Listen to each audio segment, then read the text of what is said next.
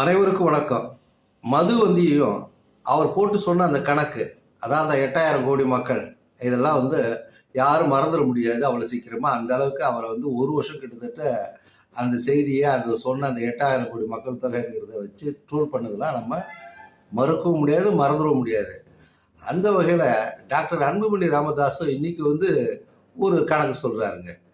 அதையும் நம்ம சிந்திக்க வேண்டியது இருக்குது. அவங்க எத்தனை பேர் ட்ரோல் பண்ண போகிறாங்கன்னு அதுவும் தெரியல. அந்த அளவுக்கு ஒரு ஆதாரமற்ற சரியான ஒரு செய்தியாக அது எனக்கு படவில்லை. அதனால தான் அதை நான் உங்களுக்கு சுட்டிக்காட்ட நான் விரும்பி இந்த காணொலியை போடுகிறேன்.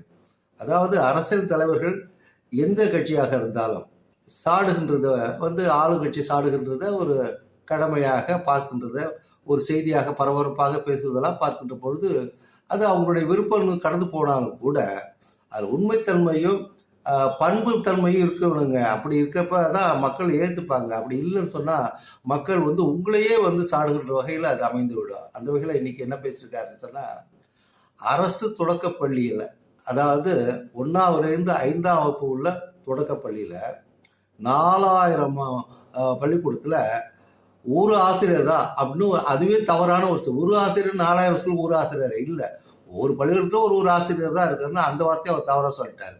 சரி, அதன் பிறகு 4000 பள்ளிக்கூடத்தில் ஒவ்வொரு பள்ளிக்கூடத்தில் ஒரு ஆசிரியர் தான் இருக்கிறது போல அவர் சொல்லியிருக்காரு.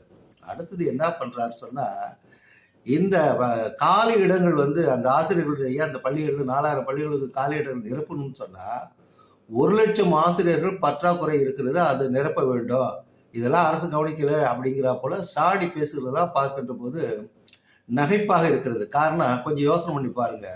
எந்த காலத்துலங்க ஒரு 1ஆவதுலேருந்து 5ஆம் கிளாஸ் படிக்கிற அந்த பள்ளிக்கூடத்தில் ஒரு 25 ஆசிரியர்களை அதில் அப்பாயின்மெண்ட் போட முடியுமாங்கிறது நீங்கள் யோசனை பண்ணி பாருங்க. அவர் சொன்ன கணக்குப்படி 4000 ஸ்கூலுக்கு 1,00,000 ஆசிரியர்கள் தேவைப்படுகிறாருன்னா ஒரு பள்ளிக்கூடத்துக்கு 25 ஆசிரியர்கள் தேவைப்படுகிறார். நீங்களும் அந்த கணக்கு போட்டு பாருங்க. அப்படி இருக்கும்போது இது நடைபெறுவதற்கு சாத்தியமா, இது முடியுமா? அப்படி இது வரைக்கும் நடந்திருக்கான்னா நிச்சயமாக முடியாது.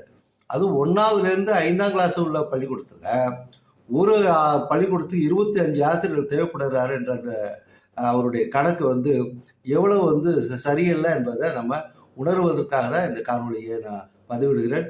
மக்களை நீங்களும் சிந்தித்து பாருங்கள். அரசியல் தலைவர்கள் நல்ல கருத்துக்களை, நியாயமானதை, உண்மையானதை மக்களுக்கு சொல்ல வேண்டும். நன்றி, வணக்கம்.